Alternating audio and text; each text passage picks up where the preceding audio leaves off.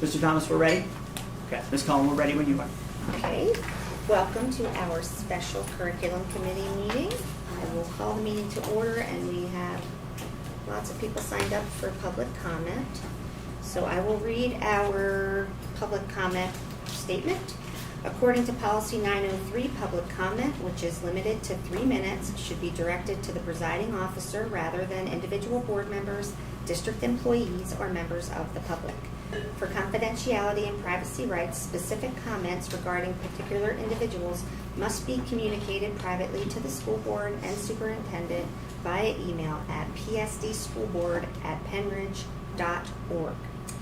And the first person who is signed up is Matt Carbonaro. Remember to state your name and municipality, please. Sure. Good evening, Matt Carbonaro, Ferguson Borough. Proposed changes to the graduation requirements policy, which include a 25% reduction in the social studies curriculum, is very concerning to me. Social studies includes, among other things, the study of history, economics, geography, political science, and civics. Social studies classes help students understand how societies function and give them the necessary foundation to interpret past and present events within their community, the U.S. and around the world. The proposed reduction of the social studies requirement will drastically cut the current social studies courses, including the removal of the beneficial 9th grade humanities course.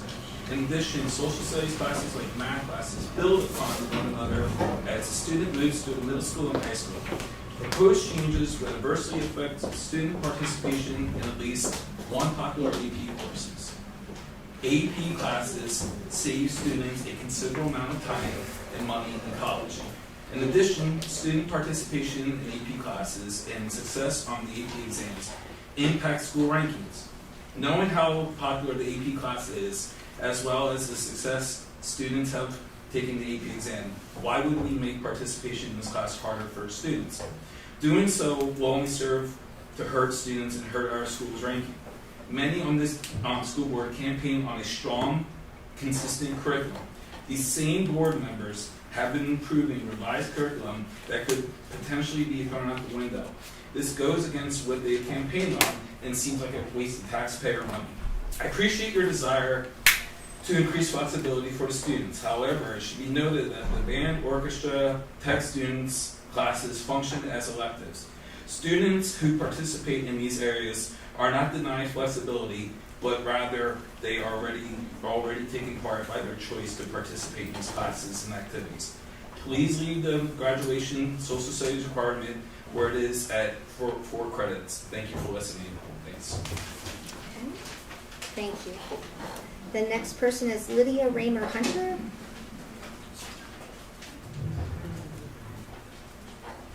Hello. My name is Mrs. Raymer Hunter, Lydia Raymer Hunter. I'm a Percy Borough resident. I have 3 children in the district. I'm also a math and computer programming teacher at the high school. Tonight I'm here to speak as a parent. I'd like to speak in support of finding creative ways to solve the scheduling conflicts that are under discussion without compromising the quality of our existing academic programs. My 3 children all attend Booth Elementary. They're in 4th grade, 2nd grade, and kindergarten. My oldest loves music and animals. My middle child loves STEM class the best. And the kindergartner is just getting started. He loves everything about school so far. I do not know what pathways will interest my children by the time they reach high school. Will my daughter choose to pursue veterinary science at the tech school? Maybe they will choose to participate in band and orchestra, take art, photography, wood tech, metalworking, or ceramics. They might take world languages or business classes. My STEM-loving middle child might take advantage of the rich variety of science, math, and computer science electives at the high school, or he might follow his mechanical interests to tech school in automotive or small engine technology. Whatever paths my children choose to follow when they reach high school, they will benefit from a district that puts a strong academic curriculum at the core of everything we do. Many of my colleagues from the Social Studies Department are here to speak about why they believe 4 credits is essential to their subject. They have spoken at previous meetings to explain the meticulous way the Social Studies curriculum has been built to progress from 8th through 12th grades, and to share the in-depth projects that they use to enrich this subject for students. This group of teachers includes representatives from each grade level, 9 through 12, and from academic up through honors and AP courses. No matter the pathway my children choose, these will be their teachers, and I respect their expert opinion. I ask this committee to consider creative solutions for our tech students that will allow them to follow the pathway of their choice without compromising the foundational academics that are valuable for all of our students. I hope that by the time my children enter the high school, there will still be a strong academic core of courses and that they will have 4 years of social studies classes. Thank you. Next is Roberta Simmons.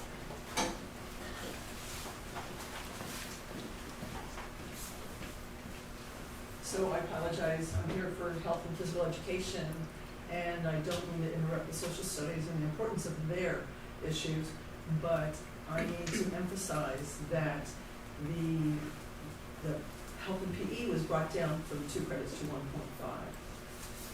And we need to preserve that and keep it as 1.5 as a whole, as opposed to splitting it up with so much for PE, fitness, or that kind of category, and then health category. It should be the student's option. You want the best for the student. They need that selection. If they want to go within the 9th grade mandatory health and physical education, that other 0.5 credit needs to be the student's choice. Wellness B, the health program, anatomy, physiology, or any of the other electives that they have, if you're truly interested in the student and the student having choices. The other issue I have, or we have as a department, is also the number of students we have and the facilities. With the scheduling, as is an example today, rainy day, we have 3 different classes trying to use one gym. Each teacher having 30 students. How do you put officiating, team sports, and Wellness B, which we're indoors with pickleball because everybody else is supposed to be outside or doing something, into a small space? Safety is an issue. Trying to put 100 kids in the gym is an issue. So when we look at dividing out 9th grade and having the students select and all the other electives, we all need to consider the facilities that we have here and our exposure. Thank you. Okay. Next, Nikki Reed.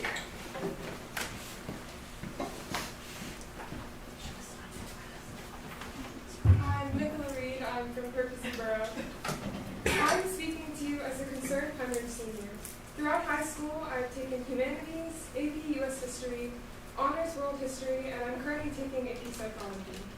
In the past 3 years of school, I have gained valuable skills from all the history classes I've taken. Not only have I learned important lessons in memorization and interpreting historical events, but I have also developed relevant skills in writing at an advanced level, analyzing text with older English, organizing thoughts, making connections, conclusions, and more. As a student pursuing a career in medicine, decreasing the amount of time students study these skills concerns me. Have you ever heard of a doctor who didn't know how to make diagnostic conclusions from a set of symptoms? Or a biologist who didn't know how to properly write a lab report? Secondly, understanding historical events from diverse perspectives allows students to appreciate cultures and peoples from all walks of life. Without a solid understanding of how different cultures work, how can a student prepare themselves to work with different backgrounds in a professional setting? Throughout history, students learn a lot more than how to spit out facts. The proposed plans to change social studies classes requirements are not properly setting up any student, regardless of career path, for success. Additionally, history and social studies concerns a large amount of different subtopics. It contains American history, world history, psychology, government, AP capstone, international relations, and social issues. If students are not required to take a 4th year of one of these subjects, most of them will not take a 4th year and instead take a class they think is more useful for college. Because I had to take a 4th year of social studies, I chose to take AP Psych. I didn't think it would be useful to me. However, I really enjoyed the class, and and it's related to things I'm learning in anatomy and AP Bio that I took last year. Social studies spans a large number of topics that students can't possibly have a full understanding in 3 years instead of 4. Finally, choice is a major concern for changing the graduation requirements. As a senior, I can tell you that fulfilling the credits that I needed to graduate while still taking classes I enjoyed was not an issue. I was able to take the minimum 2 years of a foreign language, continue taking orchestra and choir for 4 full years, and add AP Science and Math classes into my schedule that I wanted to take. When I graduate, I will have surpassed the minimum graduation requirements. I also have lunch release paired with my schedule that I chose to take. I know your hope is to make this true for all students, and I think it will be difficult to find a group of students with this common issue. I'm a strong advocate of continuing to spruce up the history department rather than decrease the required requirements. Social studies is an essential skill in a student's repertoire and can allow students to have a more successful college and career experience. Thank you. Thank you. Robin Reed.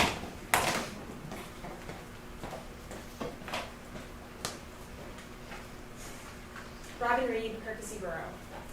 I am, before most things, a people person. I love meeting new people, learning about their life, laughing over shared experiences, or chatting about something we love. I definitely see myself going into a career where I spend time with people. On reflection, I think it'll be hard to find a job or career that doesn't include collaboration with other people, regardless of what one chooses to do after high school. Whether you're a car mechanic or a surgeon, you'll work in conjunction with loads of other people. I think that the history program at Penridge sets up students to engage in conversations with people from all walks of life, which is something that all educated people need. Regardless of the amount of education completed or hours spent in the classroom, the social studies program sets up any high school student with a broader and more complete understanding about the world and the people they'll interact with for quite possibly the rest of their life. By changing graduation requirements, you're changing the classes, and therefore curriculum, and maybe even Penridge students' lives. It's scary, and I truly cannot tell where the motivation for this change has come from, or why it's seemingly so urgent that I'm making public comment at an emergency meeting and surrounded by a lot of my peers. I understand the problems about student choice that certain board members bring up when they talk about this policy. But in some research, I looked at what other schools in the area are doing about this problem. Both Quakertown and Palisades, the two other schools that feed into the tech school, have different graduation requirements for tech school students. Quakertown's national ranking is 3,051. Palisades is 2,573. Penridge's, where all requirements are the same, is 5,221. By requiring different credit levels, they allow students pursuing vocational careers to have the freedom they need, while pushing students who go to high school all day to take classes that will challenge them in the classroom and set them up for the rest of their life.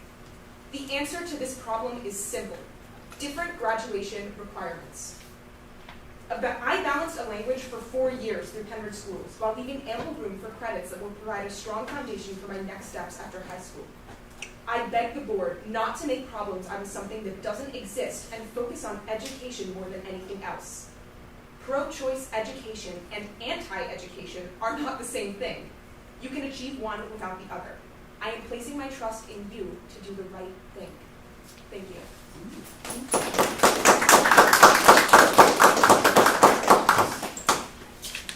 Dylan Bertza? Barry-Exa. Wait, Barry-Exa. Barry-Exa. Sorry, Barry.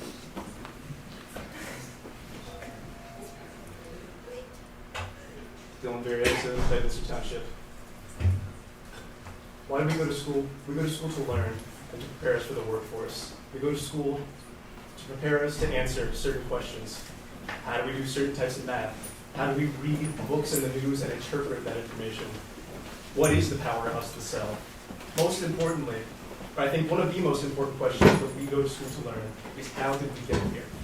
World history, especially, informs us as to just how the order of events took place to get to where we are today, and informs us on how we move going forward.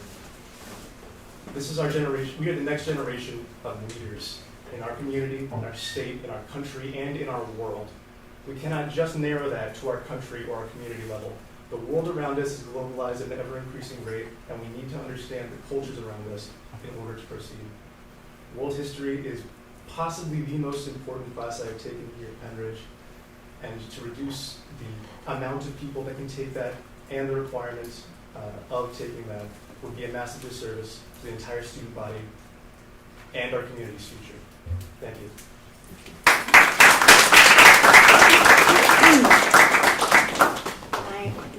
Brian Ricca? Ricca. Sorry. Brian Ricca, Hilltown Township. I am a Penridge graduate. My wife and I chose to raise our family here in the district. We have one student through and one student in the high school. I volunteer here in many capacities. And so first, I just want to thank each of you. You dedicate a lot of your time to these challenging topics, and I know it's not easy, especially in divided communities. So thank you to each of you who sit here today and take all of our students' time into your hands to make this a better place. I had some anecdotal and operational perspectives that I just want to challenge each of you to share. First, Mr. Russell, in the last meeting, you had said that you felt like you were missing some data, or that we didn't have enough data helping us make decisions. And so I kind of come back through and I thought, if we're trying to discuss changing requirements from 4 to 3, it sounds to me that we're trying to make room for something else. And so I know of a few students, not a large population, and I haven't seen the data, but the few that I know have early release in their senior year, late arrival, and at least a study hall. I know one student that has all 3 of those things. That student is in our top 50 of our class. That student had the choice to fill that curriculum and didn't. They chose to have an easy senior year. So to me, it feels like we should be looking at the data to help us understand what population of students are we solving for, what population in the 11th and 12th grade already have an opportunity to fill with other curriculum. And the second challenge that I'm at least familiar with is the scheduling capacity. So if they have availability, or if we find that a large population, a majority of the student population already has availability, then I don't think we need to change the requirements, we need to work on our scheduling. So I'm not here to tell you why a 4th year is more important. I'm just challenging us to look at data, understand the populations that are impacted. And then the second piece, in my line of work, we would never pull one lever knowing that another lever is going to be impacted without assessment of that population and an assessment of a plan and what steps we're going to take. So it feels like we're taking step 1 to evaluate, should we lower requirements to impact something else? There's a few teachers here about to share with you that they're concerned about what those next steps are. There's not a clear plan to how we're going to rebuild curriculum. What curriculum we're going to make available for students by changing this. And what the impacts are to those different populations that either had availability or didn't have availability in what we're solving for. So I challenge you to look for some data, help understand what impacts you're making to those different populations, and think about all the steps that are required from one change that you're about to make. Thank you for your time, and I appreciate your participation in this work.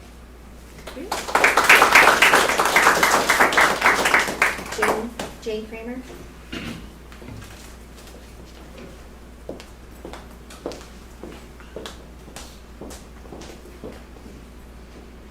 Jane Kramer, Sellersville Borough, mother of a child at the high school.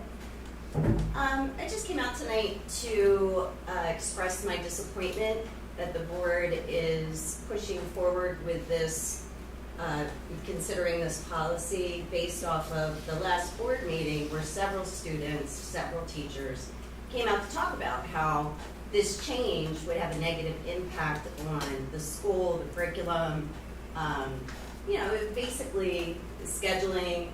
It's just creating chaos to solve a problem that really doesn't exist. As Robin said, there's other solutions that would make sense. So just came out to express my disappointment and hope that tonight you'll listen to everyone that's come out and, on a rainy night to address this with you.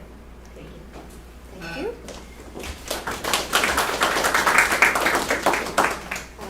Sandy Hip.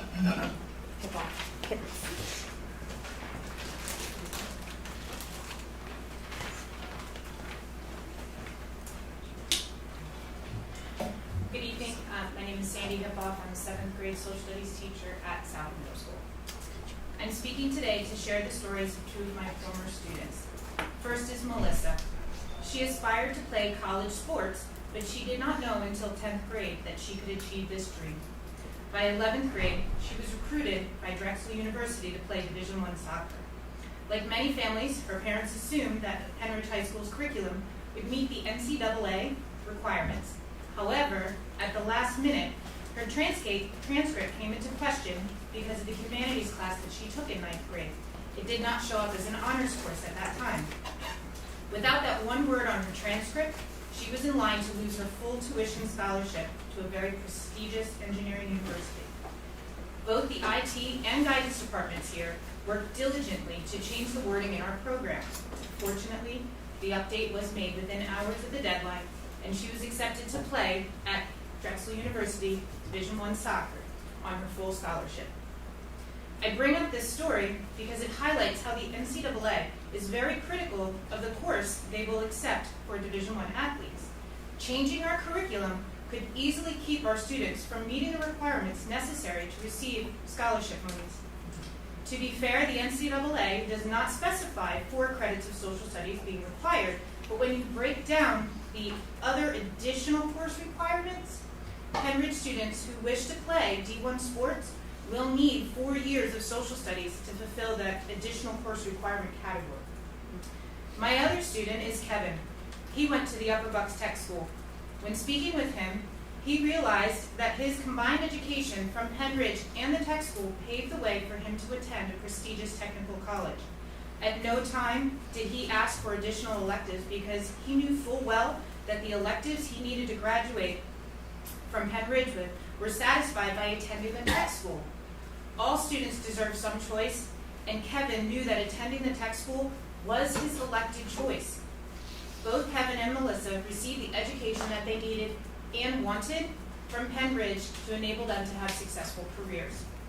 My point in sharing these stories of my former students, and I share them with their permission and request, is to plead that this board not reduce the graduation requirements for social studies. Reducing the credits will actually limit the choices and opportunities for our students. Thank you for your time. Carolyn Sherino? I'll pass. Okay. You can go in the second half if you want, or all right, and Grace Donovan.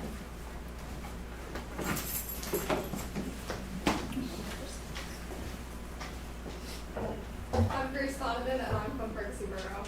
I'm currently a senior here at the high school, and I see so many of my friends and peers just in this room alone. If anything, that should tell you why we need, so many people showing up here to argue for keeping world history. Clearly, people really care about this class. But besides from that, their history is so important to life. From history class, you can learn skills such as analyzing and relating to people and other cultures just through world history alone, let alone American history, but we live this, we know it, we breathe it. But another impact of world history is that we learn other cultures. I may not be able to know everything in and out about India's culture, but if I met somebody there, I would know how to respect them just from my world history class last year. And America isn't the only country, unlike what people believe here. It's one of over 200, I believe. And again, like Dylan said, we are the next generation. We will be the leaders. We will be the teachers. We will be, even some of us will be sitting amongst this board in several years. And the internet connects everybody. If I can't do, with the internet, I can connect, again, from somebody from India. I can learn to respect them.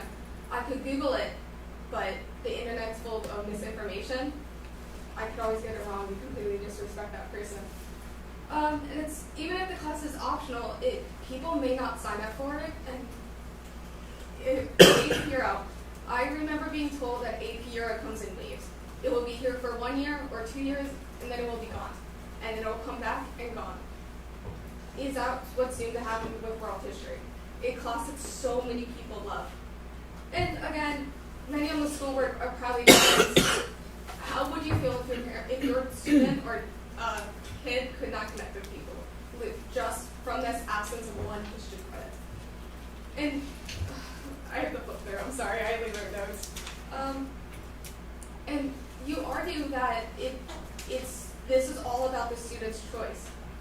chose 4 year foreign language, I chose 4 years advanced as my classes.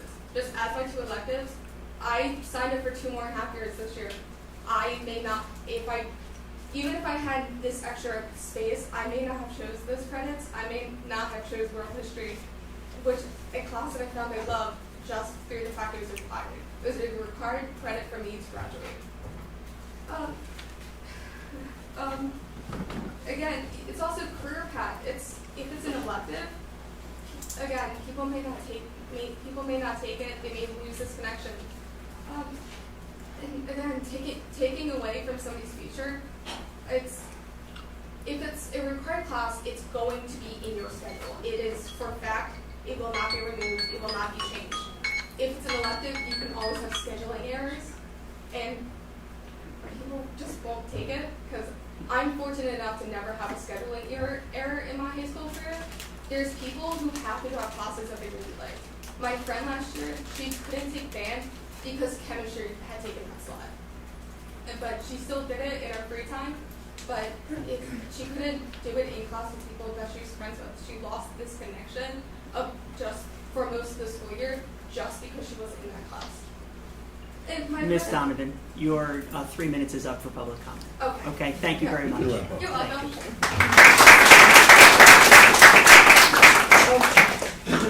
That was all that we had signed up for public comment. Well, I wanted to add, sorry, my voice is, I just have to explain it, got lucky, got 2 tickets to the Eagles game last night. And I yelled, I lost my voice. And I'm glad they didn't have whisper mics down there, because they once picked up some of my comments to the Cowboys that were probably not to the students here. But I'm inspired by the kids and the teachers that came here and spoke their heart out, and I feel confident in the future of this community with people like that being involved. And I'm a supporter of the 4 credits. I looked at both of them, and it just makes sense to stay with 4. And I appreciate you coming here, and I wish most of the board were here to hear this, because you spoke very eloquently, and I just appreciate what you said. You're definitely right. So, thank you. So I do want to explain why we're having the curriculum committee meeting tonight. It is a special meeting, and we're having it specifically because there were a number of board members who wanted to hear more community members who wanted to hear more about this change, and students, teachers, of course, had come to us and asked us to please reconsider making this change. And how we got here was that it began as a conversation about a policy, our policy for graduation requirements, and we really were looking to clean up some minor things. But then a suggestion was made to change our graduation requirements by lowering the requirements for certain things. And that's how it evolved. But when they made a suggestion to change graduation requirements, that triggered changes that we would have to make to the curriculum. So really this should be moving through the curriculum committee, and we've made that decision to have this curriculum committee meeting. My preference wouldn't be this, actually. My preference would be to stop the process and to begin it from where it's supposed to start, to have a committee come together and explore these options, because the board as a whole, in general terms, when I listen to the conversations, everybody is agreeable to exploring different options for students. We want to give students choices. That's really not the issue. The issue is how do you get there? And there are many different ways that school districts in Bucks County and beyond give students greater choices, but also preserve the academic rigor that we're responsible for maintaining here. So that's why we're here. We do hear you, that you want to have more information, that you want a different process. I'm hopeful that, we'll get that. But since we have a voting meeting next week, I felt that it was important to schedule this meeting now to at least have the information out in the public for people to consider, should we not have the opportunity to go about the process in the way that I would prefer. And I'm speaking just on my own as the president. What my recommendation would be to have us go through this more like we did with the proposed schedule changes a few years ago, like we do for the sleep study. We gather people together, look at many options, and then we make a decision, make proposals, make a decision, vote, and make it a requirement. So, that being said, I want tonight to be a presentation from the teachers, from the administration. I didn't think that board members really needed to do a lot of talking because I feel like we've all expressed our opinion at length at this point. So without further ado, Dr. Bolt. Well, we have the social studies experts in the room with us, so I'm going to hand it over to them. Ms. Vitale, you begin. Okay, thank you. I want to thank the board for having us tonight and allowing us to exercise our right to speak to you and to have civil discourse. And what I'm very proud of the Penridge students. What they showed us tonight was exactly what they learned in social studies class. They were eloquent, they looked at their audience when they spoke, they were direct, they were honest, and they came with factual evidence, and that's exactly what we would hope that they would do as social studies students. So I think you guys, I need to follow you because your bravery and your honesty was beautiful to watch. So thank you for that. So we're going to start our presentation by talking about the values that Penridge School District has, and we'll start off with Portrait of a Graduate. I'm going to pass these out to just the table. I don't have enough for audience members, I'm sorry, but it's up here. And Ms. Hirsch is going to explain what this is. I think that was a perfect segue, talking about the students who spoke today. When we think about a Penridge student and what we hope a Penridge student will gain is really what is defined in our Portrait of a Graduate. We take a look at those skill sets, the communicator, the collaborator, the ethical and global citizen, the critical thinker, and the resilient, growth-oriented individual. These are the qualities and attributes that as a community we have determined we value.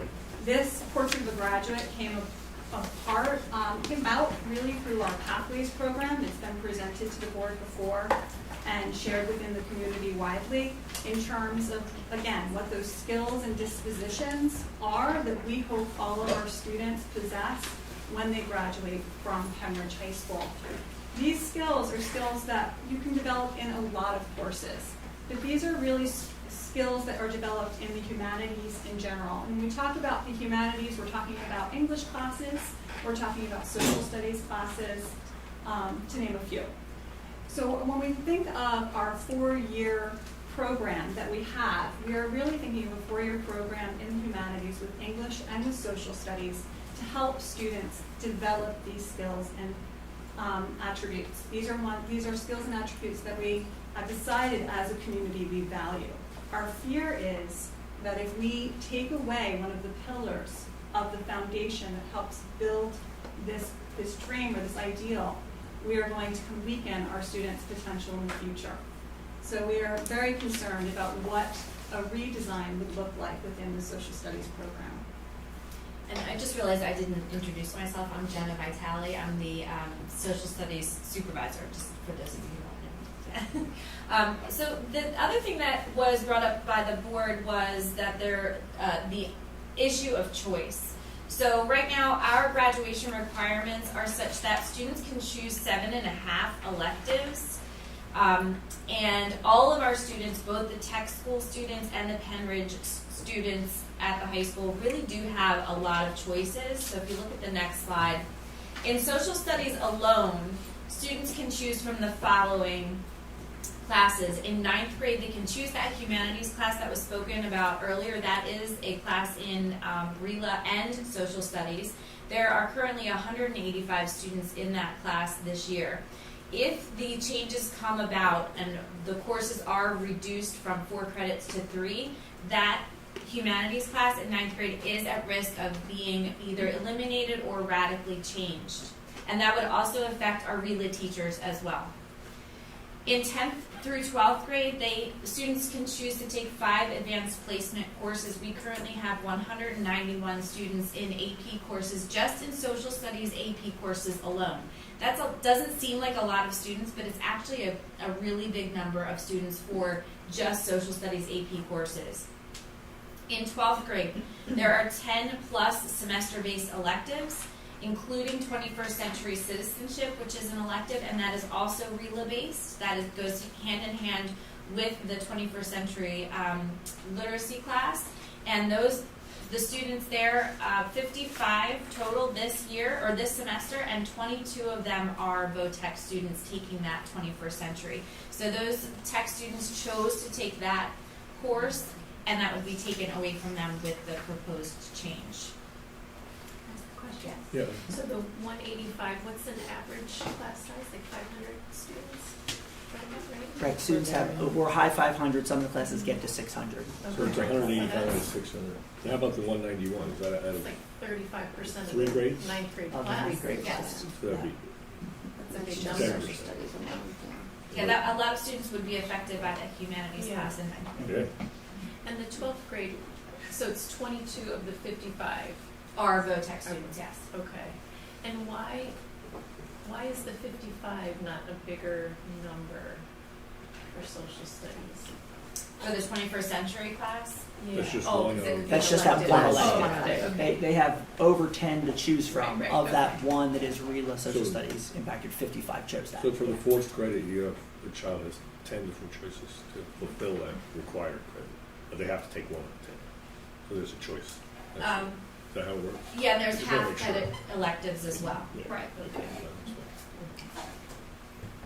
There are 74 seniors who have chosen to go to Upper Bucksville Technical High School, and these are the electives that they take. So these are the ones that the other ones besides 21st century. So wood and metal technology to bio 2, to photography, to personal finance, to AP calculus. So they're not just taking courses that are, sort of the easy courses. They are taking courses that will get them to college and beyond and into their careers.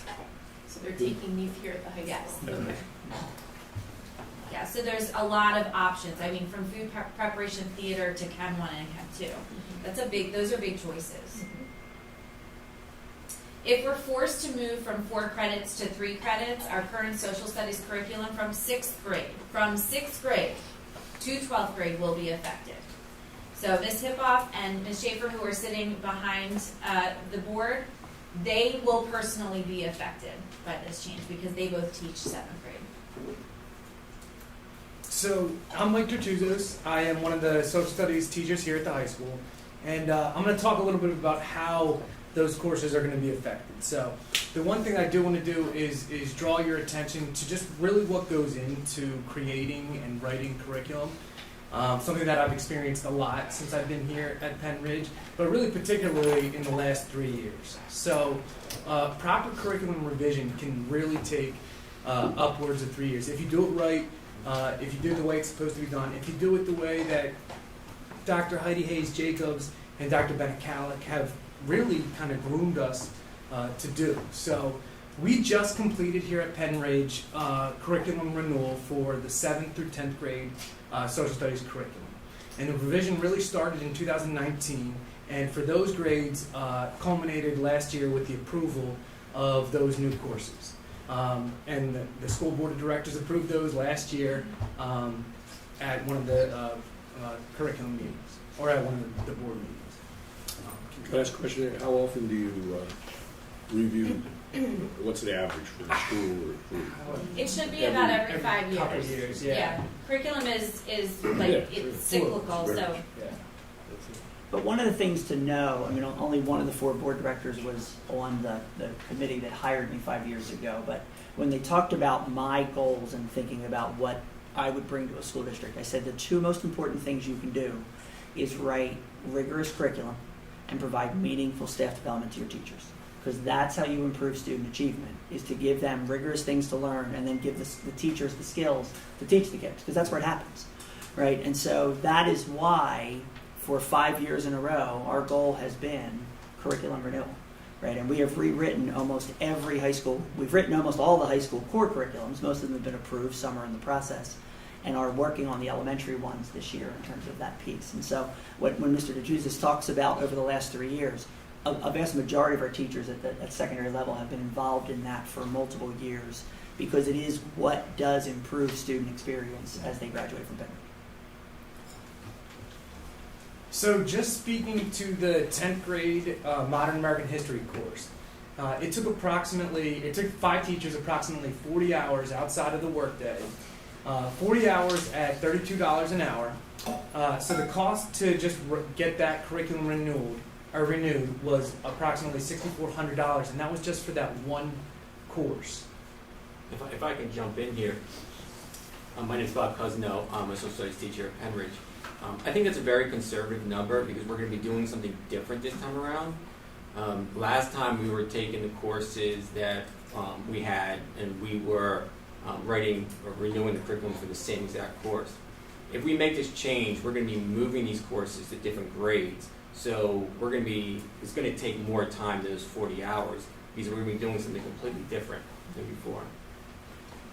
Jim, in some way, I feel like you all are preaching to the choir because we're all on board. So we almost have to present argument or questions that we don't necessarily may not agree with, but just trying to be able to have that conversation with other board members. So I feel it's a little bit awkward to some degree because I think we're all on board with you guys. But one of the issues that I've heard is that it's not going to change curriculum because we'll just rearrange some pieces of it and it's not going to be all encompassing. So you just take one piece that was normally taught in this class and just kind of plug and play in a different class because you're really dealing with content as opposed to a long-term curriculum. What's the response to that argument? So Go ahead. Do you want to move ahead a couple? Sure.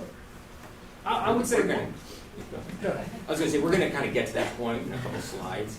I would say that number should be low. It should be a lot higher because we're going to put a lot of effort into curriculum. Well, I would think you would. I would say the other thing that I was going to say in terms of that number is over the last 3 years, we've dedicated a lot of our professional learning time to curriculum writing, where that time isn't earmarked to be spent on that. So it's more. So we would have to do more hours outside of the normal contracted time. And if this was proposed to be implemented for next year, like many of the social studies teachers, one, we just don't have the set aside time to do this. And many of the social studies teachers already have a lot of their professional learning time either done or they're going to go in another direction. So really this rewrite would have to be outside of the workday, which would have to be paid for. And to answer your question or the concern that you've expressed, in our next few slides, I'm going to go right there. Whoops, so actually I'm not. We have one more. So to also to add to the cost, if we're presumably going to need to do it for all 6 courses that are going to be adjusted, the writing hours then would be at about $38,400. But then we're also going to have to look at new resources, right? Because if you're taking a course that right now we have designed for a 10th grade course, the reading levels, just some of the text and the information, students aren't going to be able to handle if we drop it down. Some of the topics are very sensitive or just too in-depth, and we're going to have to get new resources, new reading materials, new Lexile levels for students.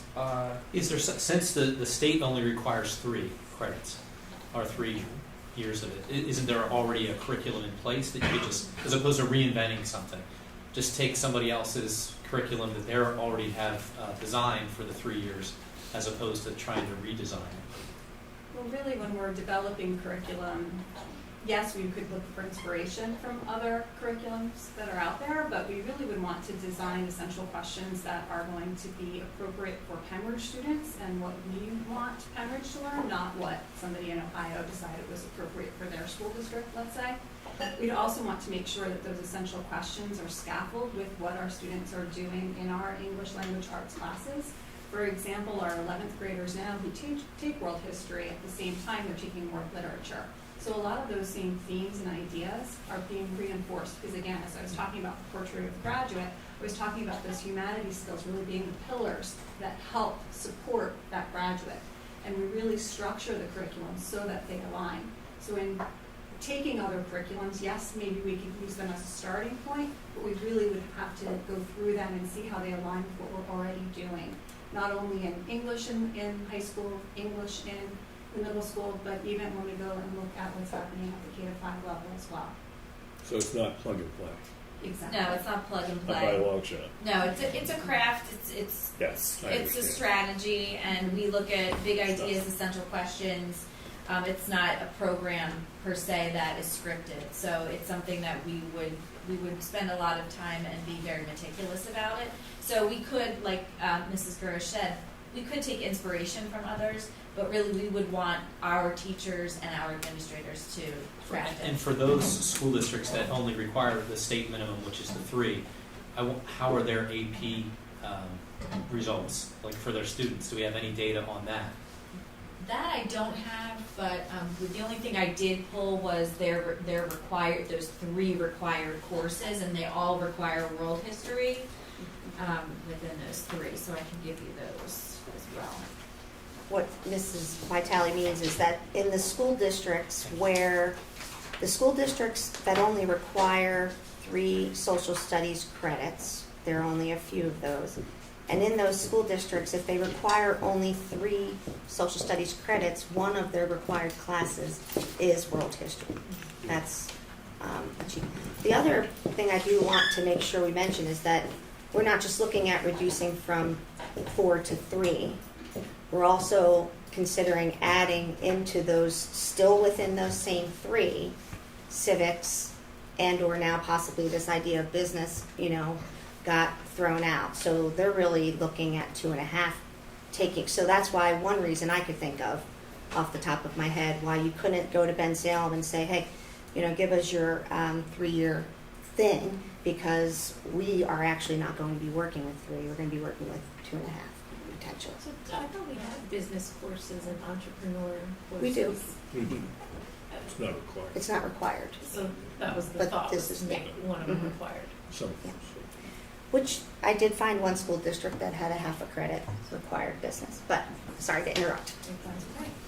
I And really appreciate the just I did my conversation. own research, and I realized that every neighboring district, from Palisades to Quakertown to Souderton to Penridge to New Hope to Central Bucks, all require 4 social study credits. So I don't think we need to be different. It's our region you're talking about being similar to, because we have to look to other people too, especially ones who do it better than we do. What was the thinking as to adding one more requirement than what the state requires? Like even with phys ed, we require 50% more in phys ed currently, even with the 1.5, than what the state minimum, as a threshold is. Why was the requirement? We don't do it for, say, science, right? Mhm.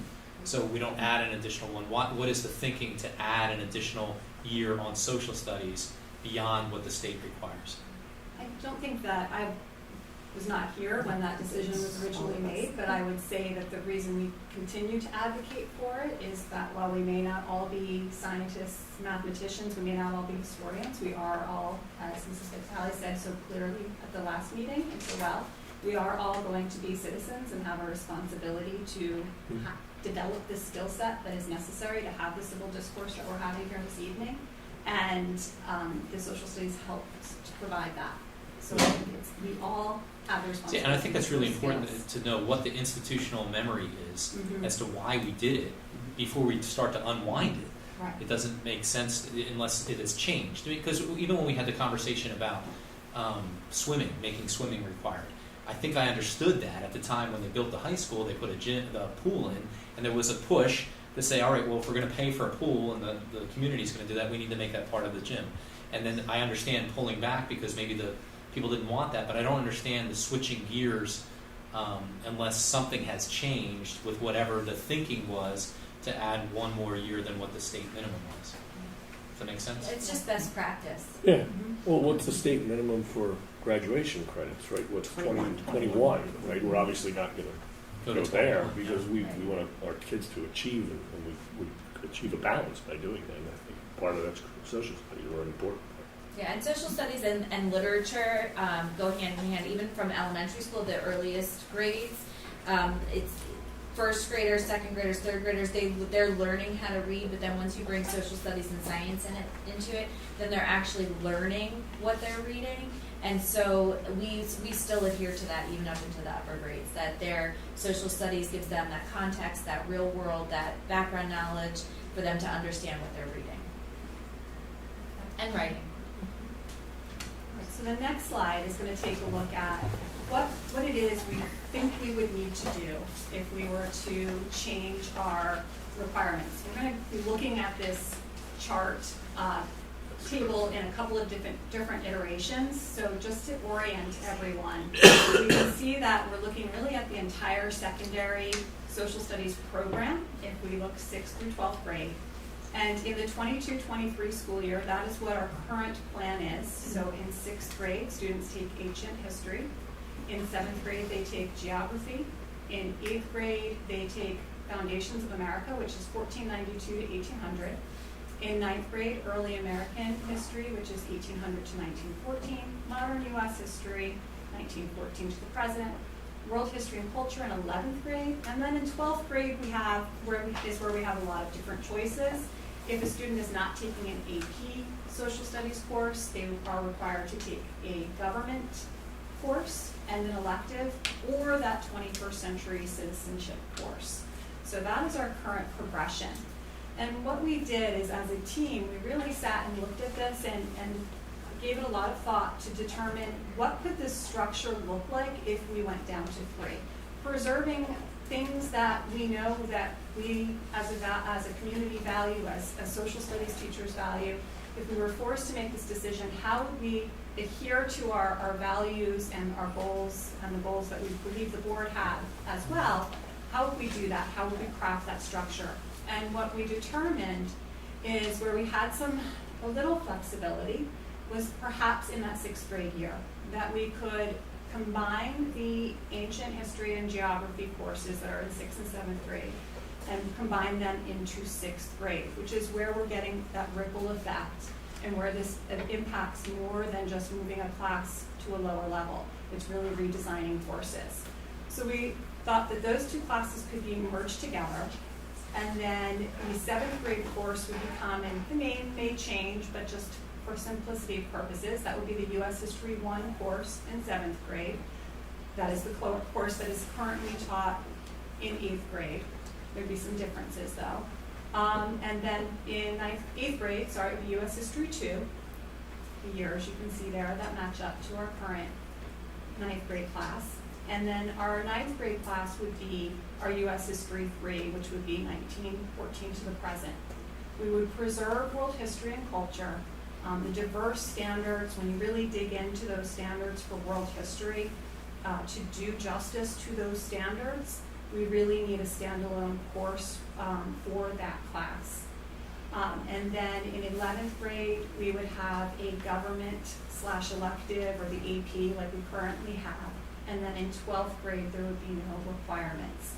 And if you take a look at this chart, you'll see that really the first graduating class who would be able to have this new scope and sequence in fidelity and in its entirety would be the graduating class of 2030. Because making these curricular changes is really very difficult. Yes, thank you. Yeah. I know it's a lot to absorb looking at this, and we're going to look at it in a couple of different ways. That's the case for all the materials have to change because you're moving everything up and you're using. Right. So you in can't use the doing same so, book. exactly. So It's not, you can't just plug them No, I into get another that. course. Right. Like That's clear. there. I looked over at Mrs. Hiphoff when we highlighted 6th grade geography and ancient cultures in 6th grade. I mean, that completely blows up her entire 7th grade course. And then looking at the years, 1742 or 1492 to 1800 for 7th graders.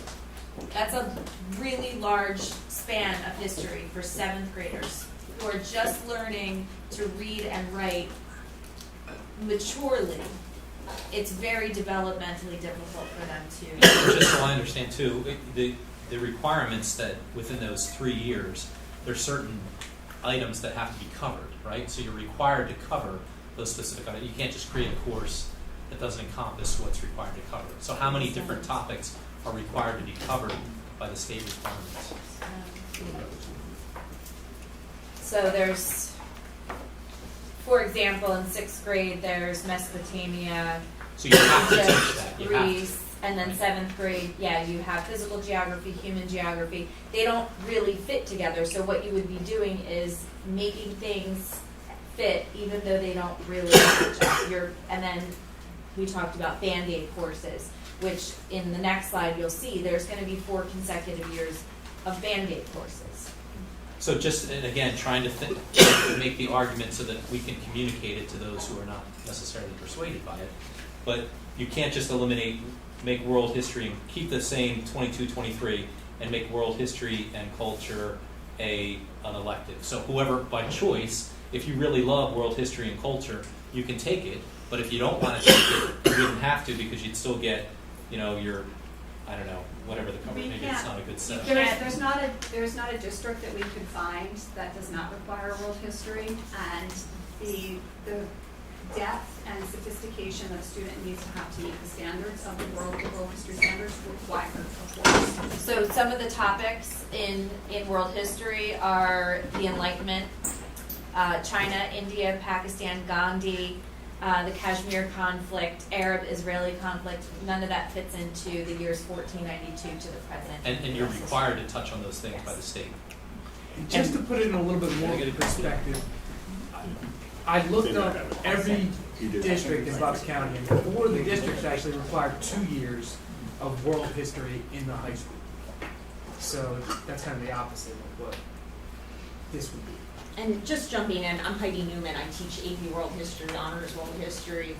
The standards that are connected in with world history, I know it's suggested just put them in U.S. history around the world wars. That would be saying in your World War II unit, you're looking at the U.S. home front, and then you're addressing the European front, and then you say, pause that, let's go to India.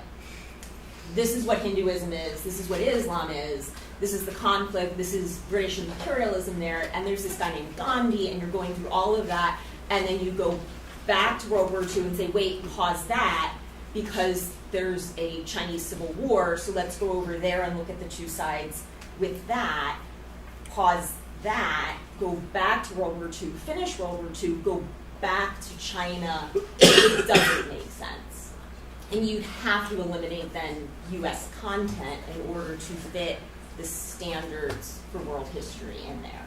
So it's not feasible to address those standards in a U.S. context and have students truly understand what's going on. And I want to commend you. I was in your class on Back to School Day. Oh. And what was mentioned before, though, was really important. Beyond, some people brought up at the last meeting maybe who really needs certain components of what they're learning. I was a history major in college, so you don't have to convince me.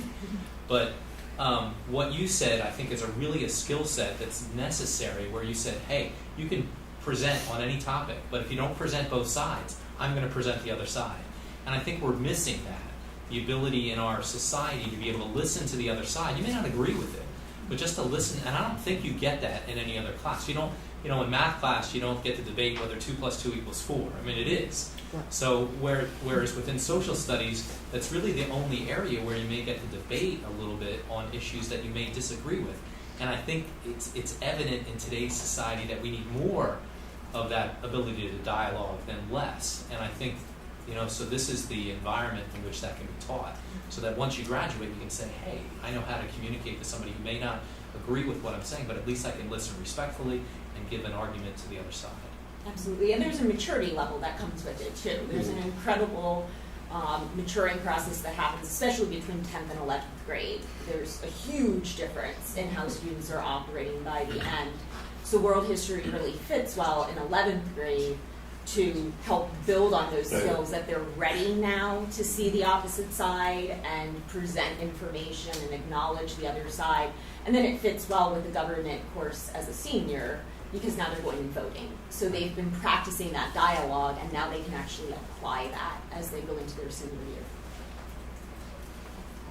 We'll resend the standards out to you, but when you look at them, those years of those 3 courses match the strands of the standards. In terms of how the state separates it out, they have what they call beginnings to 1824. And then they have 1787 to 1914, that they have a set of standards for each of those 3 groupings. They do the same thing in world history, but we do all of those groupings in one course. And so obviously it takes a lot more time to unpack those American standards, but when you get into world history, it still has those same separations, which is why some districts do 2 years of world history in terms of thought process. But Well, in reference to what you're saying, if I was on the other side of this debate, I would bring an example of somebody doing it in 3 years and doing it successfully, but I haven't seen that. And is there anybody who's doing what we're proposing? That is it 1%? Is it 50%? Is it? I mean, I don't know. I certainly can't do that research. But to me, that would be the only example or reason why we would consider this, which I'm not. But Well, any input on that? The 3 credit requirement Yeah. or not having the world history? No, I agree with you. No, the 3 credits. I'm talking about the 3 to 4. Is Yes. somebody doing this? Yes. Yes. Yeah, how many? Is it 1 out of 100? There's 4 in Bucks Well, County. in Bucks County, there are 4, but it's a little bit asterisked. There are 4 that only require Yes, that's it. 3, but in Bristol Township, for example, they only require 3 social studies, but they require you to take another science or social studies. So you're either going to take 4 sciences or 4 social studies in your high school career. So that's kind of an asterisk. But of the 4 that only require 3 social studies credits to graduate, each one of those school districts has a standalone required course of world history. So separate from this. correct. So Well, they're- you know, like not separate from this, but no, within, we're like, within. look One at, of- yeah, so it's one like- of their right. 3 is a required world history course. In other words, they don't make world history an elective. Okay. And Mr. Dertusa said that this is going to take us more than 40 hours, and these next slides will show exactly how long it might take us to do this. So as we go through these next slides, we're going to color code and take a look, kind of a journey with the student. So if we look at a current 10th grade student, they would be this year taking the Modern U.S. History course or AP U.S. History as an alternative to that. And then in their junior year, they would take World History, or they could be taking AP World as an alternative to that. And then they would take the government and another elective or an AP course in their senior year.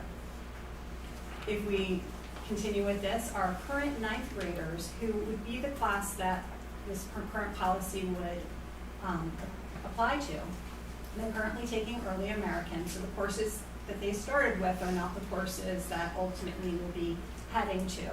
So they would have Early American, they would still have Modern U.S. History in 10th grade, but here's where what Mrs. Batali just said was a Band-Aid course. We would hitch the world standards and the government, because we do believe that political science, that U.S. government class is important. What we would do is we would work to try to condense what is the current world history course and the current semester elective, or not semester, actually, requirement government course into one course. So I don't know if Mrs. Newman can tell us a little bit about what she thinks that course would look like if we were forced to exercise this option. So this is a difficult task because it would take a lot of teachers sitting down and going through the standards. But just in speaking with government teachers and looking at the world curriculum, we'd be looking at standards. So you go back to the standards, what's the bare minimum that the state's requiring to maintain the integrity of that, and then try to create a course that functions. So looking at world history, you would be looking at areas like Arab Spring, which is a 2011 movement that's not specifically in the standards. That could be maybe an area to cut, although the pro-democracy movements in the Middle East, I highly value. I think it's important to students. But maybe that could be an area where we cut back on. Or looking at the modern concept of Venezuela with Chavez and the failure of socialism within that country. That's a more modern topic. Maybe we could cut that so that we're keeping some of the pieces within the standards. It would be temporary. It's a Band-Aid course. For government, there are 4 units that they teach right now within government, so it would be removing half of that. So 2 units would be deleted. Most likely the end units, since those are building on skills, you need the basic foundation first. And that, I know, culminates in a more authentic assessment where students are looking at how they could run their own political campaign to potentially run for office someday. That most likely would be removed for time to cover content instead.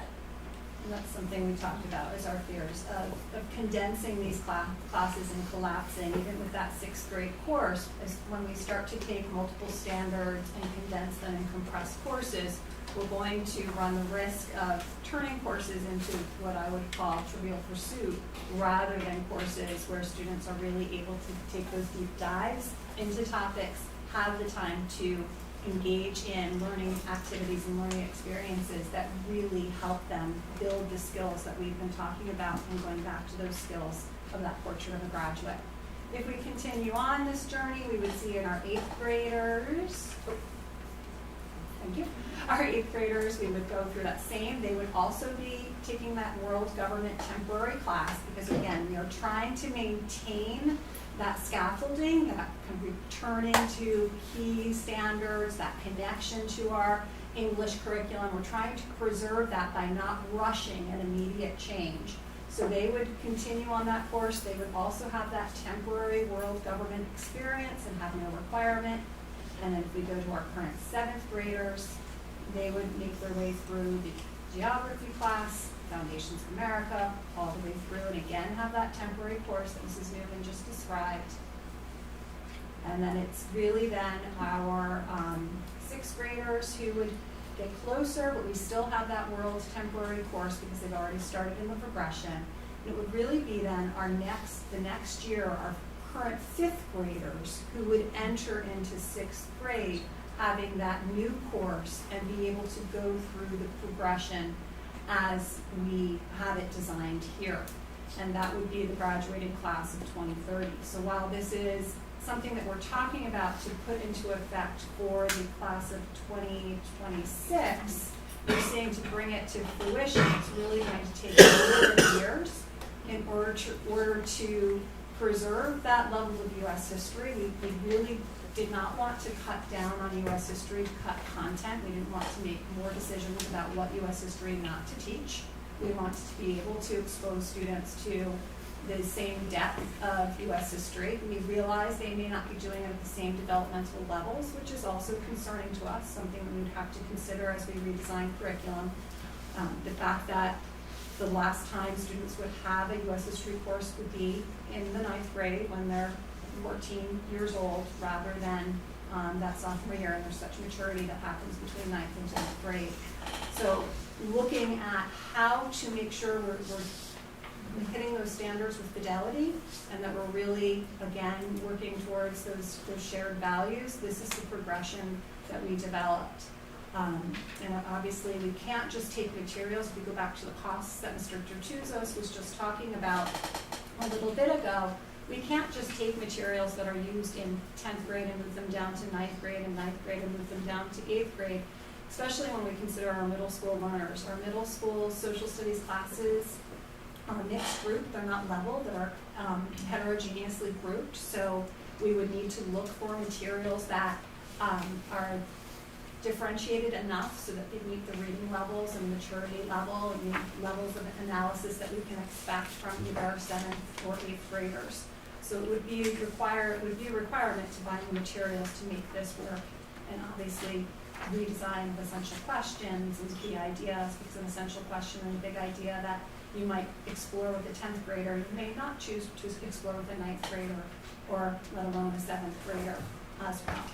This is an enormous amount of work for something that I'm not even really sure that was a problem to begin with. And also very dangerous, because these Band-Aid courses were eliminating, both in 6th grade and in 11th grade, we're eliminating whole chunks of their education. The only time they're going to get education in other cultures, in learning about economics, learning about government, learning about history. So in my opinion, it's a dangerous proposition and a little misguided. But it's sort of like, I kind of feel like this whole thing has been like, throwing a soccer ball onto the football field and in the middle of a game, and then saying, okay, now play soccer and football. Figure it out.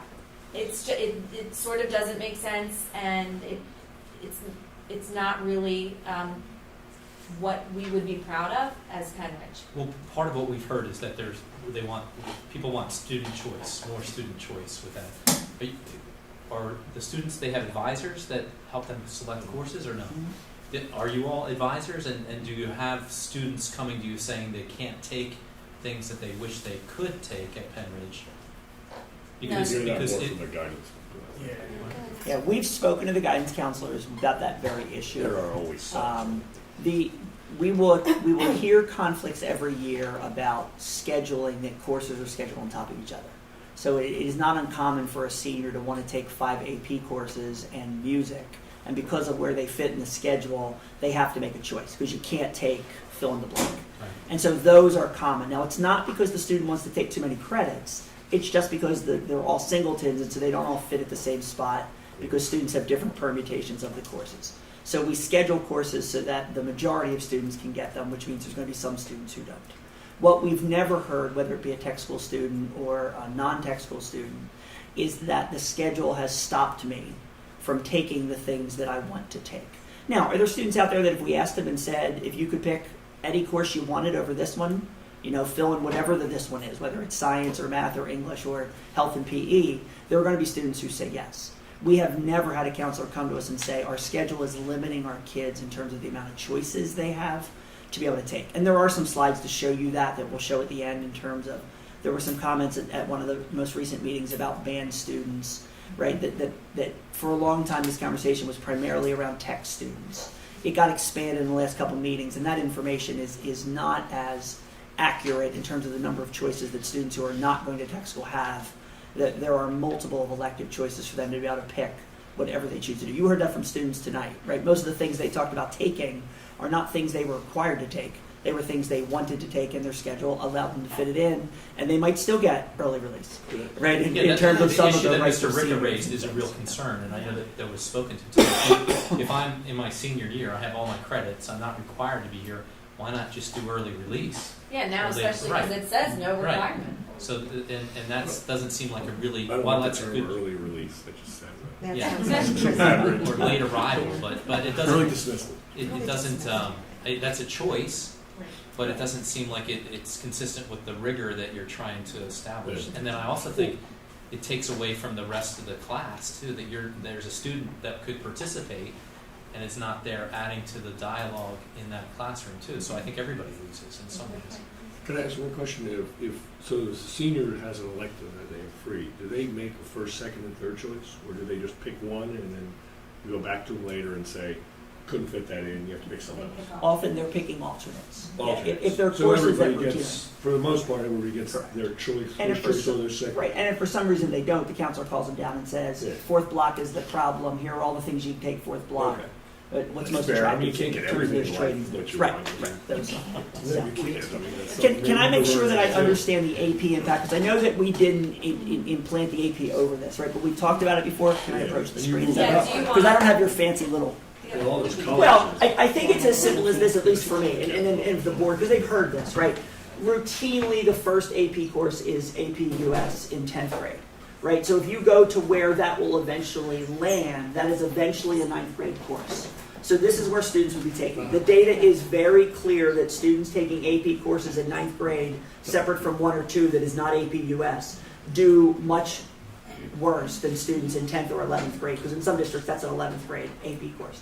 So that data is out there that if students are taking it in 9th grade, and it's just maturity. It's not the fact that they can't learn the material, but the maturity of being able to do that and being ready in 9th grade. Same thing happens in World, because what happens is you go from 11th to 10th. There's a maturity piece there, and Ms. Newman spoke about that in terms of the maturity of the student. It also, the data would indicate that the earlier students take APs, their performance goes down. So what we would expect is that 11th graders taking it would do better than 10th graders taking it. And the problem is if you wait till 11th grade to take it, you're not in the course anymore. And so now, you can wait till you're more mature, but you're not learning it and taking while you do that. Obviously, our senior year right now is where a lot of the US or the AP psychs we've heard about, some of the other AP courses that are there, the AP governments for students that take that becomes an 11th grade. Right, so the fear is, as we talked about impact on APs, it would be that maturity level. It would be students taking it earlier. It would be fewer students taking it because now in 12th grade there is that hole, and would they choose it or not?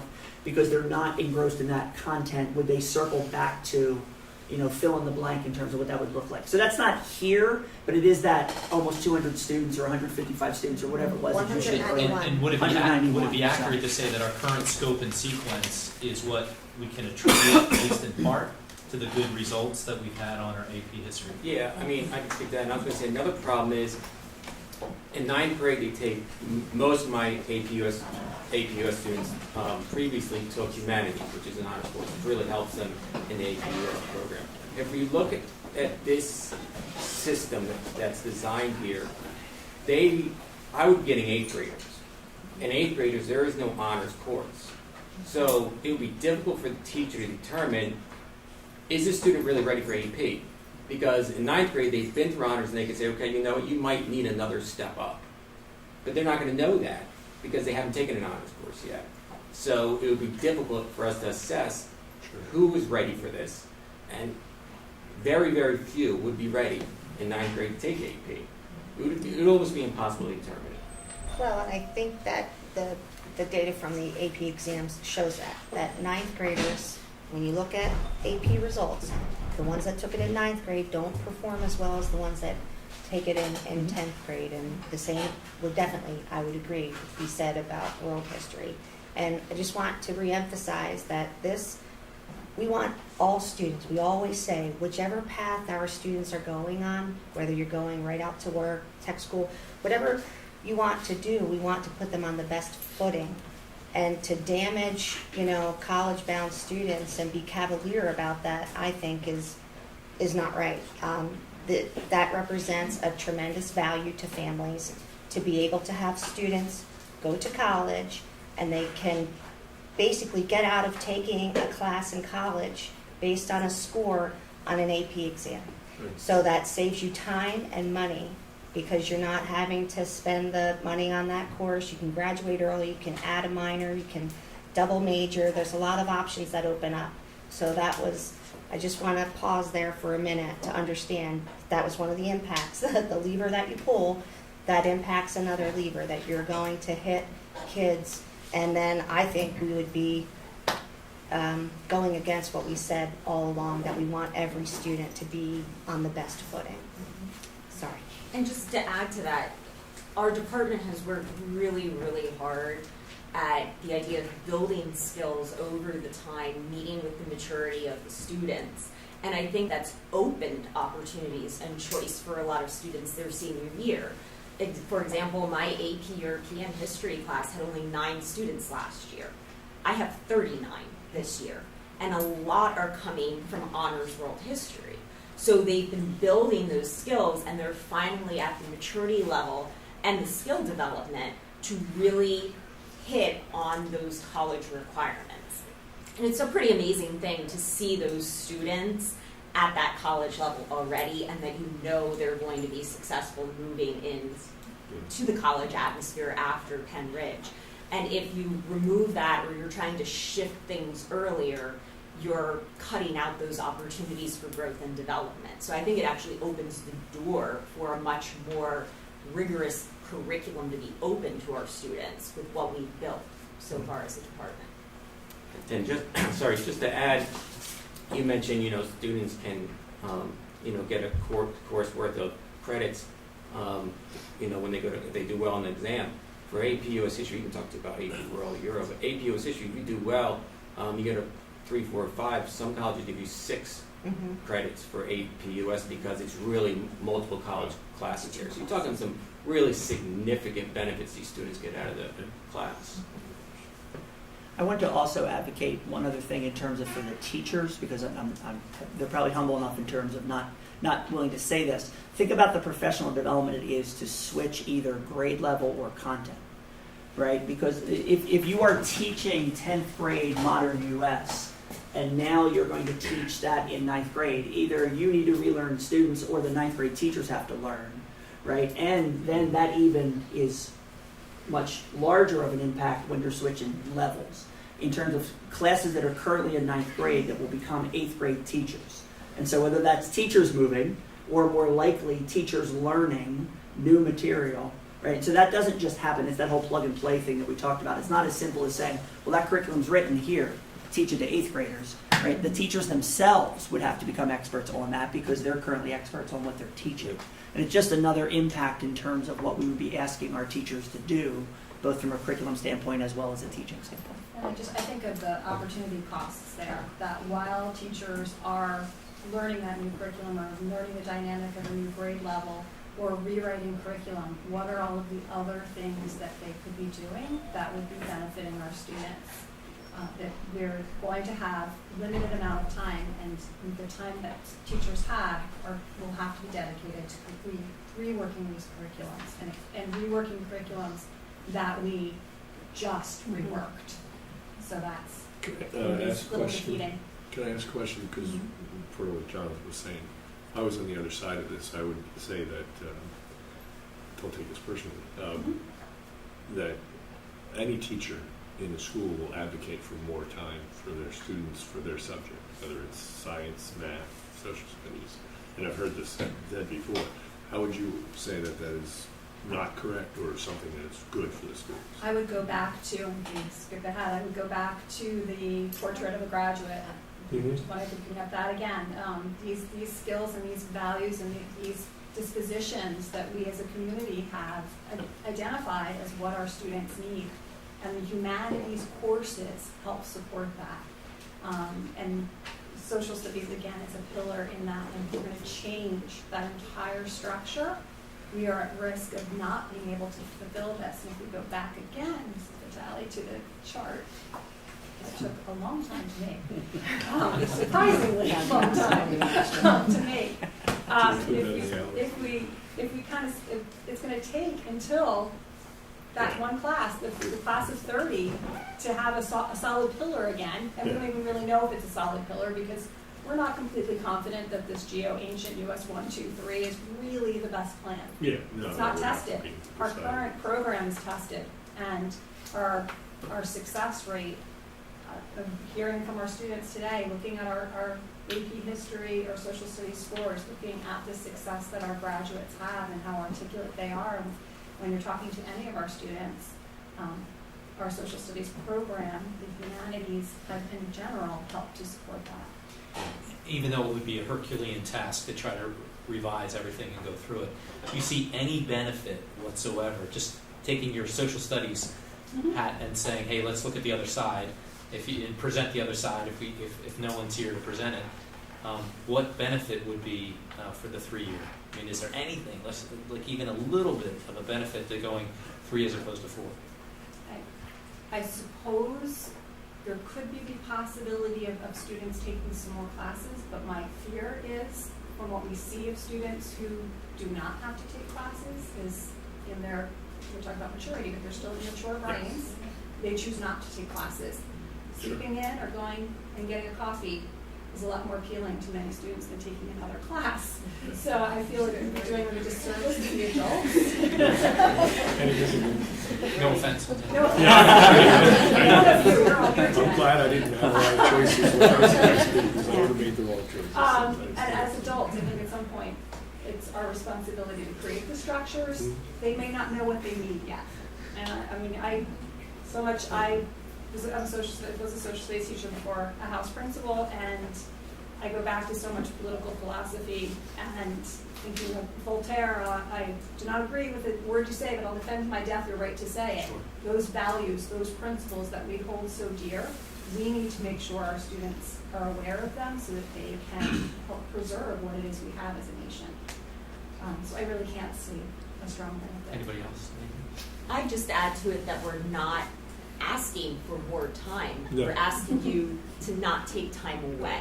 I'm not. And I would love to have 3 years of world history. Okay? And I'm sure my colleagues would love to have more American history and government and economics. We'd love to do that and have all different history and social studies courses. We're just saying, just please don't take the time we do have, because history grows every day. So your modern U.S. history, where it used to end at 9/11, we're in 2022 now. Items that I've talked about as current events with my students are now in my curriculum in world history because I've been teaching for 17 years. So it's it keeps getting more and we're making it work in the structure that we have. Just please don't take the time away that we do have right now. So that way we can create those global citizens that we can be proud of and those students can be proud of their diplomas when they receive them. So there are other considerations and options, and we wanted to point out that Penridge is currently investigating block scheduling for the high school. Making a major curricular shift before that decision has been made is misguided because block scheduling may offer new possibilities for elective flexibility and choice. And making this decision and then possibly going to block, and we don't know what's going to happen with that, but waiting to see if that's something that we can consider and where if there is more choice to be had, could be this place in block scheduling. So it's sort of like jumping the gun a little bit with the social studies. So that's one suggestion. Then we had also discussed differentiated diplomas. Some schools offer a scholar's diploma versus a traditional diploma, where maybe one of the school districts in the county, like Ben Salem or Bristol Township, are doing those different types of diplomas or pathway diplomas, and we have started work on pathways. So that is something else to consider. Can you go back to the colorful chart one time? Because one of the things that I hear in these conversations is, why don't you just run a track of 4 and a track of 3? Right? So if you did Scholars Diploma, you did Traditional Diploma, and just said, okay, if you want a Traditional Diploma, you do the track of 3, you do that green or red that's at the end. If you want the Scholars, you do the track of 4. The issue is those courses aren't the same courses, and you're running them at different grade levels, which means in terms of running those two systems on top of each other, it's not as simple as saying plug in 2 from a scheduling and a curriculum development standpoint. That would be near impossible. It would clearly, if not impossible, it would be near impossible to run them on top of each other. So what it would mean is, yes, you could say run 4, and if you get a Scholars Diploma, you have to get 4 credits of social studies. But what that means is what you're saying to them, your senior year, take 2 electives, right? Or go back and take another social studies course. It wouldn't mean go back and take these 4. It would mean take these 3 and then fill in something your 12th grade year that is in social studies. And so at least you're showing you've taken 4 social studies, but it's not you're choosing the current curriculum 9 through 12. So everybody would still take the same courses in 9, 10, and 11.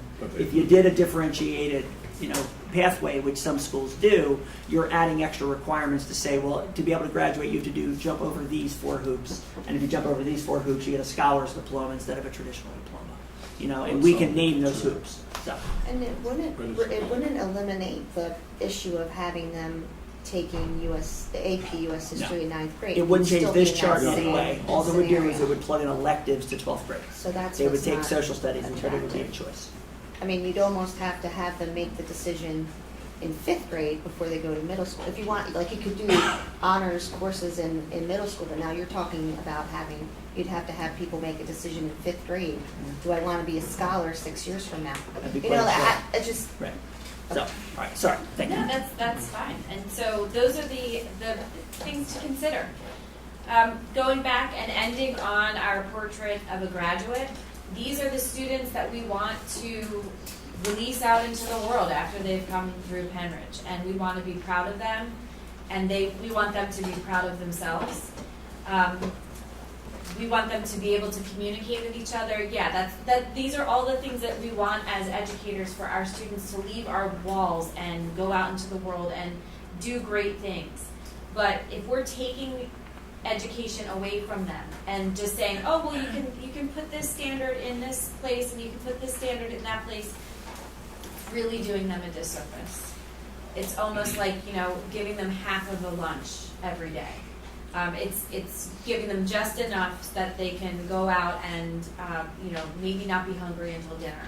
But that's not what we do. We feed them the whole lunch, and we want them to have everything that we could possibly give them before they leave our 4 walls. And so I would just leave you with that these are the attributes that we want, but we really want quality over, and quantity. We want 4 credits, but we want those 4 credits to be quality. And as you can see tonight, you're going to get quality. We have wonderful teachers, and we have very brave and wonderful students. And I think that that alone should be the deciding factor. Ms. Vitale, could I have the screen? You may certainly have the screen. Do I have to do anything on You my have to end? Windows K and disconnect. Can anyone hack into that while Are you gonna try? These kids here. That's We got a lot of talented kids in the room. You ready to go? Any ideas? ideas? And mine's 4 slides, 3 of them you've seen before. They'll go up publicly again tomorrow, so I just wanted to explain what was there in terms of the, there's been conversation around choice. And the choice that primarily tech school students, although I'm going to show non-tech school students at the end, and apparently I'm having a rough connection day. And so what this chart is, in the courses that are highlighted in yellow are what I would call our current schedule. It's dated last year because the changes were supposed to come into play for this year's 9th graders and they haven't been approved yet. So last year, this was the typical schedule for a tech school student.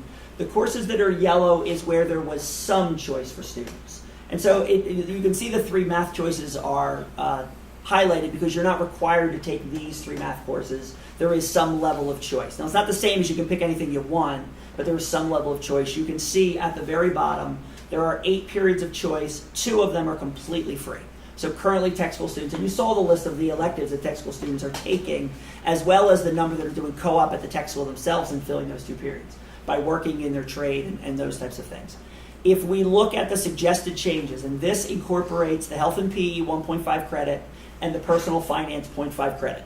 Okay? So what has changed is that block in the bottom right-hand corner where personal finance is there. Personal finance, as diagrammed, could be done in a math course, so it could come over into one of those highlighted courses. You can see that what this does is it just eliminates half a period of choice, as well as a half period of what's free. So now we're down to 7.5 to 8 periods, including 1.5 completely free. This is the administrative recommendation. Wait, so right? could This, just ask a question? Yep. That personal finance could go to a math? It could be, and then you'd have 2 another periods choice? of free. You would still have 2 Okay. periods. Yeah, and that's why on the bottom it says, 7.5 to Sure. 8 periods of choice, depending on what happens with You could personal say- finance. Yes, you could. It could be in with math.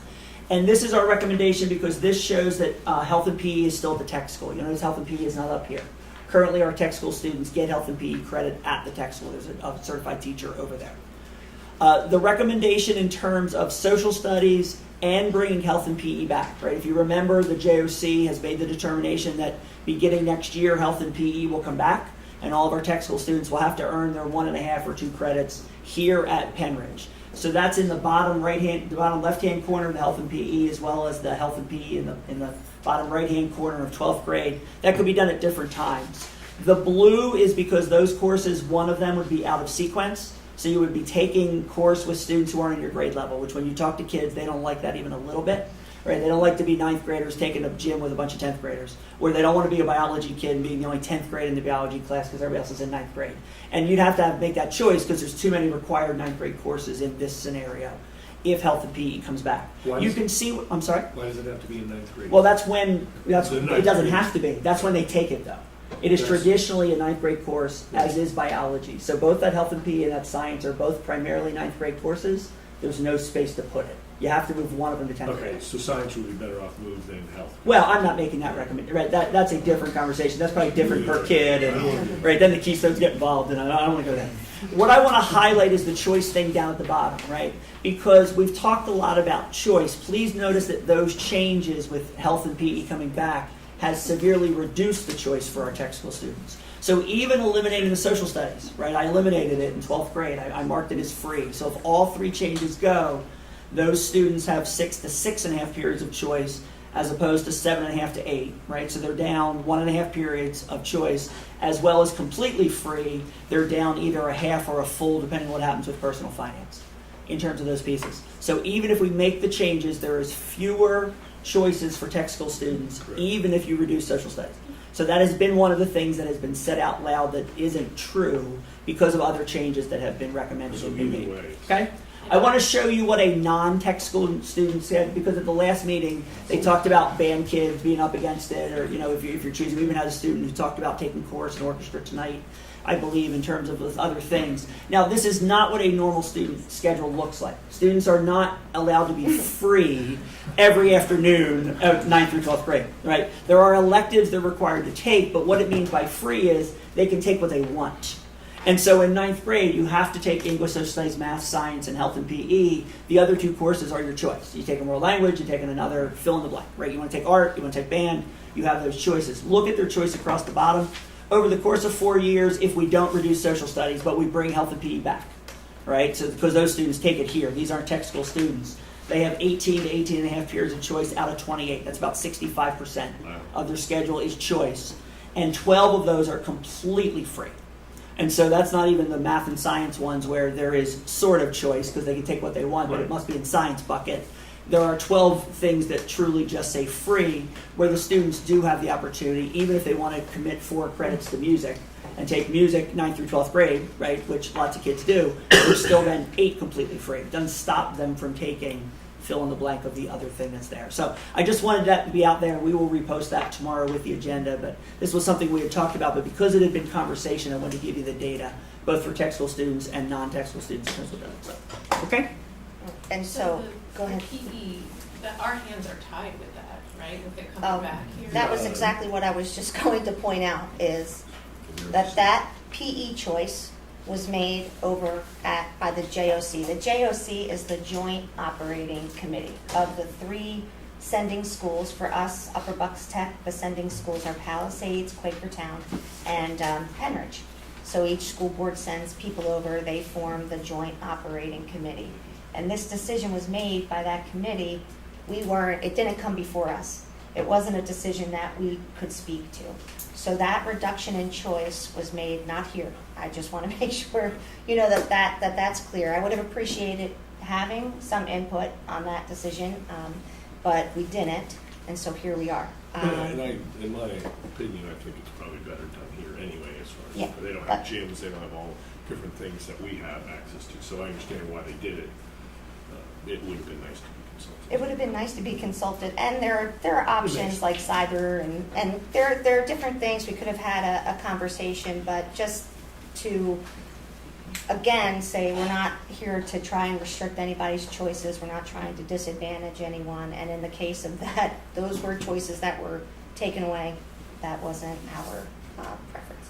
Okay. Are there any other questions for our panel in terms of the information they presented?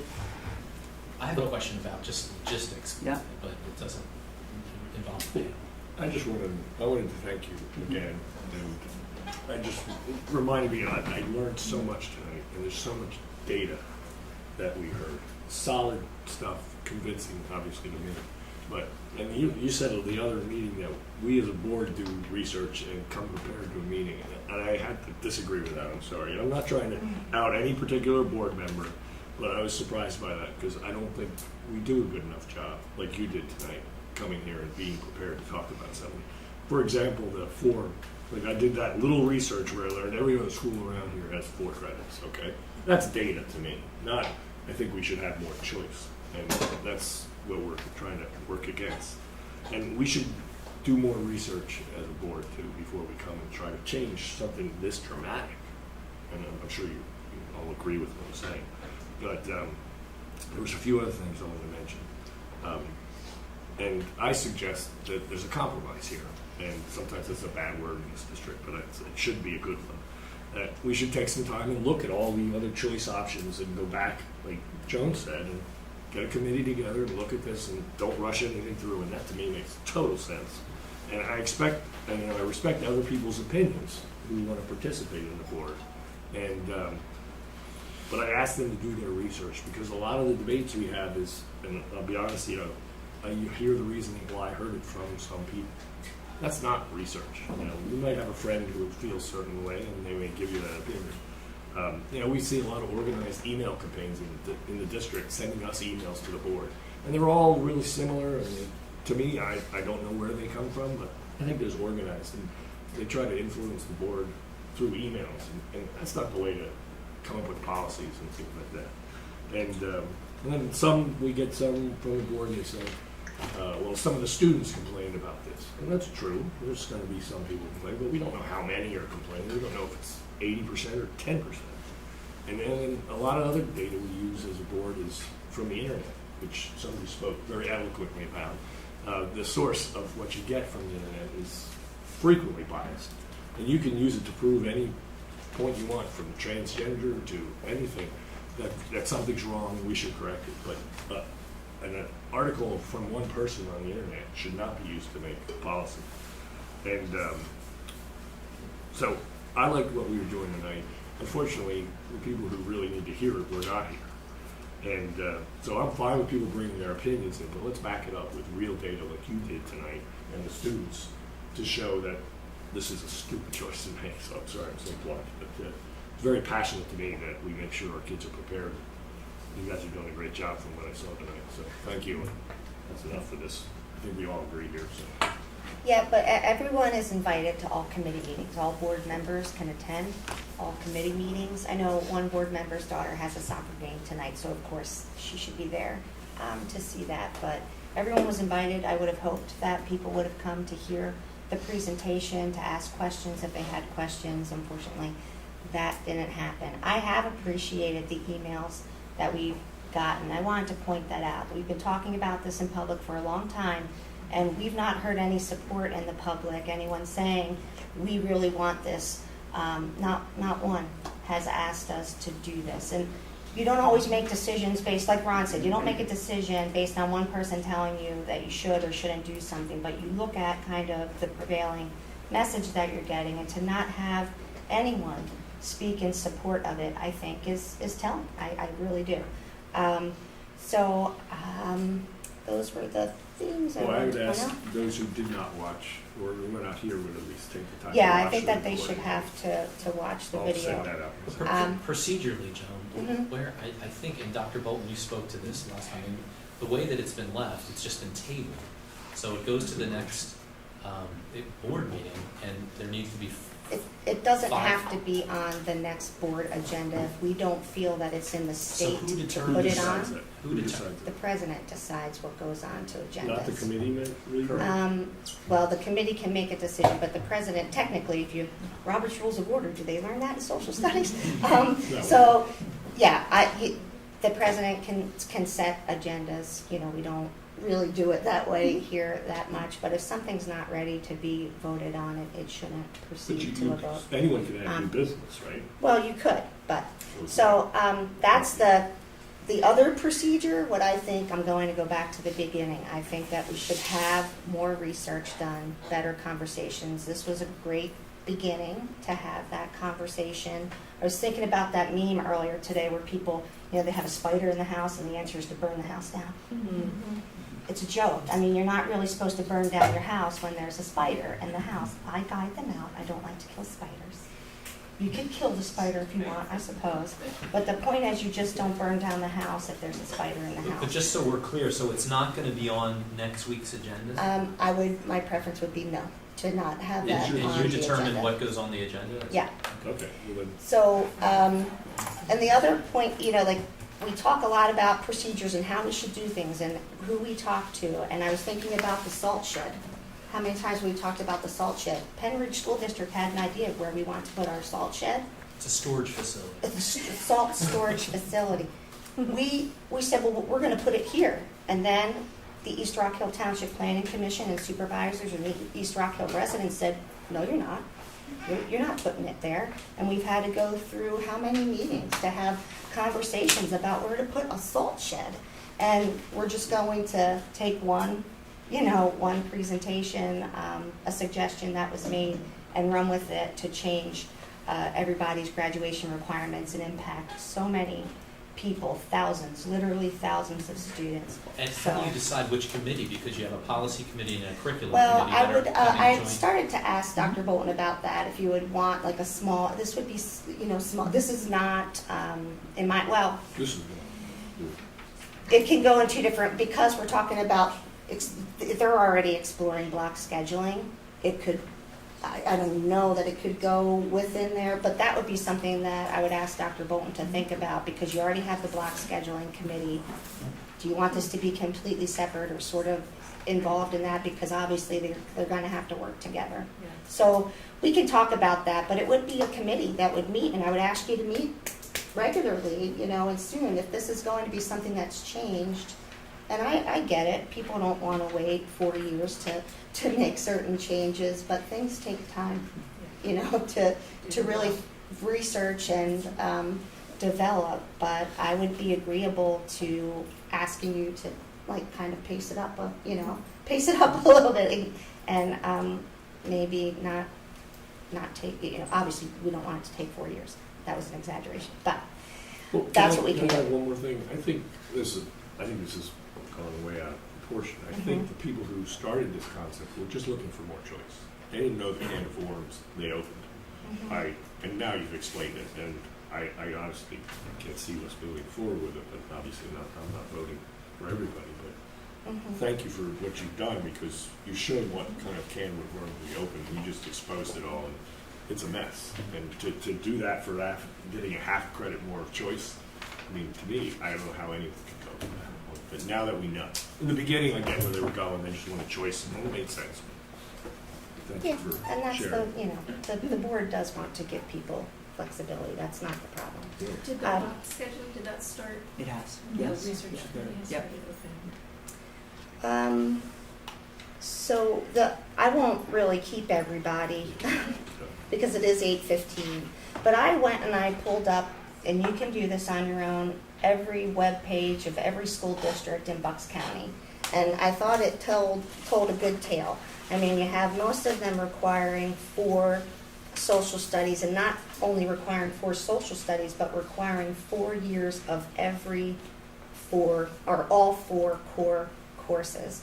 And like I said earlier, the ones that don't require it technically, they have like a little asterisk that says, well, if you don't take social studies, you have to take a science or a math in the place of that. You have to take another core academic course.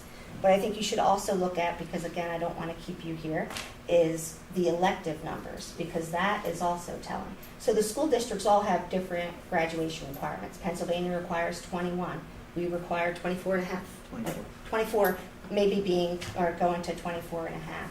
Some of them require 28. How do they do that? They have block scheduling so the kids can take more classes. But look within their graduation requirements. They all have them on their web pages, and you'll see some have 4 credits of electives, some have 6. We offer 7.5. So that's important too. We actually offer many more credits than other school districts offer in elective choice for the students. But I don't want to make it a 2-hour meeting. I have all the tabs. If anybody's interested and you want to come look, I'll stay if you want to come and peruse them, but you can do the same thing I did and Google search it.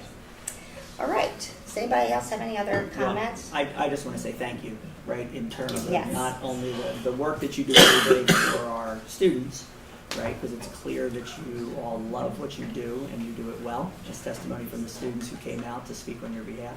But also thank you for taking the extra time to educating us and to help us understand some of the questions that are there. So to the 3 of you as well as the 2 of you, thank you very much for doing that tonight.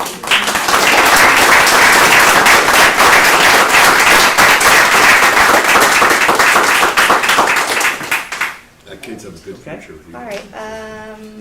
Mrs. Sharino, you're the only person that was signed up for public comment that didn't speak.